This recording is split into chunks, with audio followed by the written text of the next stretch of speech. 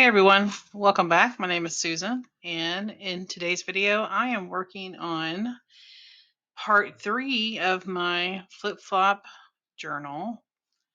This is the first time I've made one out of envelopes. I made one out of scrapbook paper, but that is now on its way to Lisa, who won my first giveaway for my first anniversary on YouTube. So that is on its way to a new home.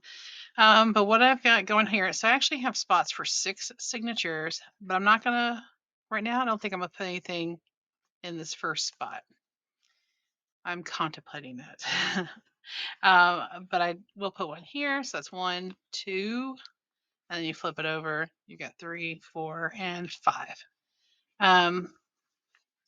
So I don't really have a formula per se. I do have 5 dyed papers, so this is like tea dyed. And these two are avocado dyed, and it's interesting how they came out in different shades. And one's a little darker. And these are, I think, like food coloring dyed. All right, so I've got one for each. I don't have a lot of thin scrapbook paper, but I did pull these out. These are out of a huge pad that came from Joann. It's like textures, something like that. So I only have pulled out 3 of those because I was kind of trying to go with the, pink and green, and then obviously tan or vintage or whatever you want to call it. And then I have 6 digitals that I printed out. So one in each, and then I've got a bonus to go in something. But also along the lines of digitals, I printed out 2 vellum sheets that I've made already into little pockets here. This one I folded. This one was portrait, and I folded as such. Has 2 pockets. This one was printed. It's portrait. Technically, I think it goes like this, maybe, or like this, I guess. But I wanted it to go landscape. I didn't really want to use or lose any of it, so I made a little side pocket on 1/2 of that. So, all right, so that's digitals, and then I have, let's see, a stack of tall book pages, music pages. I don't have a count on that, and then I have like taller, like, what do you want to call them? Ledger papers and planner papers, and I know some receipts there.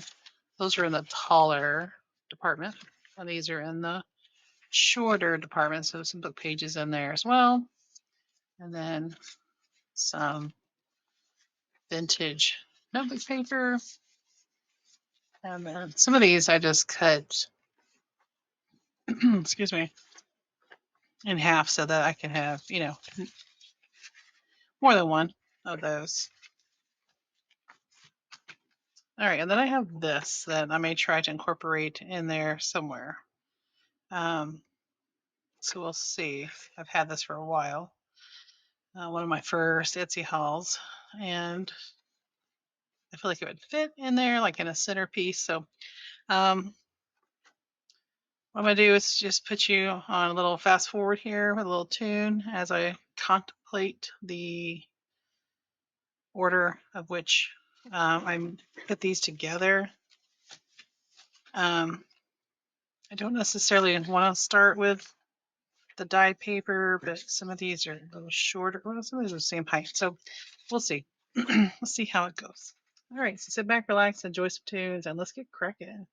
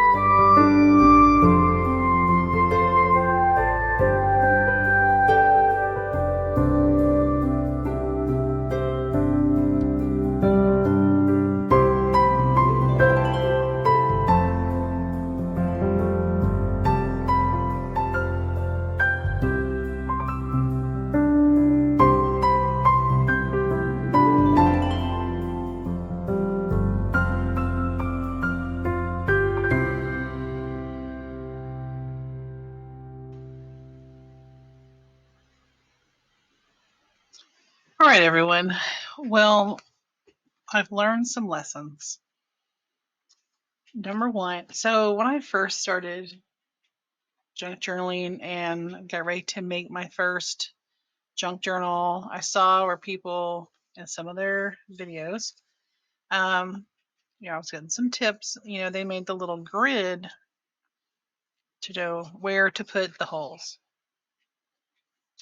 And that might be something to do, and it might help you also when you're considering what papers to put in. So I had to make my I did the 3-hole pamphlet stitch. If you'll notice, they're not lined up at all because I kind of did them based on the papers that were in there. So the smaller papers kind of dictated stuff. Also, the first signature I put in,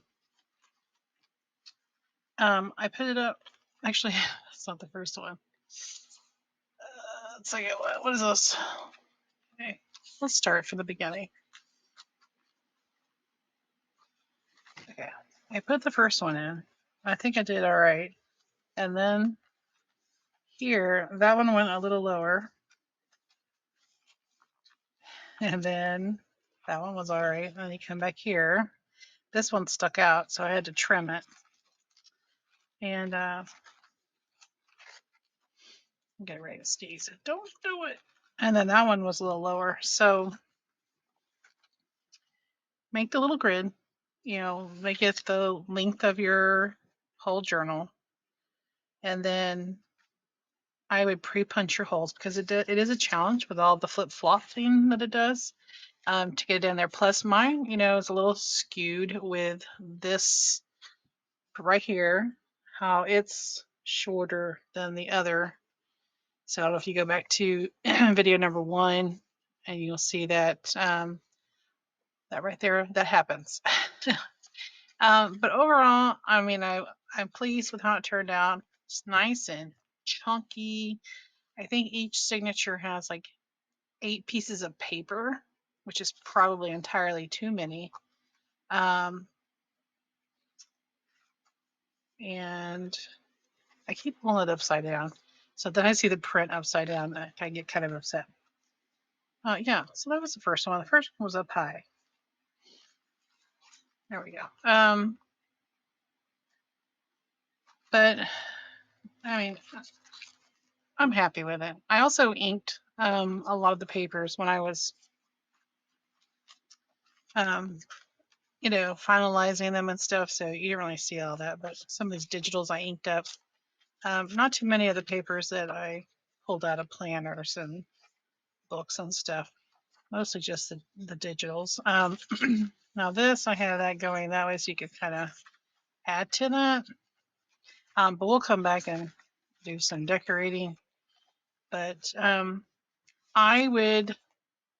advice would be to make the little grid so you know exactly where the holes are, and then like punch your holes first. And then you could even punch your holes on your signature, and then it's just a matter of lining them up because I was really afraid I was going to poke my finger. I didn't, but it could have happened. All right, so that's it for this video. The only way you're going to learn how to not do things or how to better do things is to get out there and do it. So if I encourage just one person to get off that horse about, do I want to do this?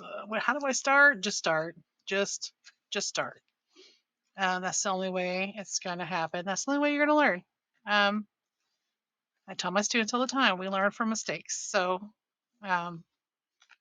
if we all knew everything, they wouldn't need me. So, but mistakes, we learn from them. So I learned from some mistakes here. I'll do different next time, but I'm going to continue with this because I do like how it's going. I'm not disappointed with it. I'm just learning as I go. Things I will do different next time. All right, you guys. So come back for part 4, which will probably be the last part where we fill it up and put some pockets and maybe some lace. I don't think I've added lace to any pages, any of my journals, and this looks like one that would um, constitute the need for lace. So come back for part 4. Um, and I appreciate you and your time. If you haven't hit the like button, consider doing so. If you haven't subscribed, please consider doing that. I'm so excited, all my new subscribers recently, and I look forward to more growth in 2024. All right, you guys, until the next one, bye bye.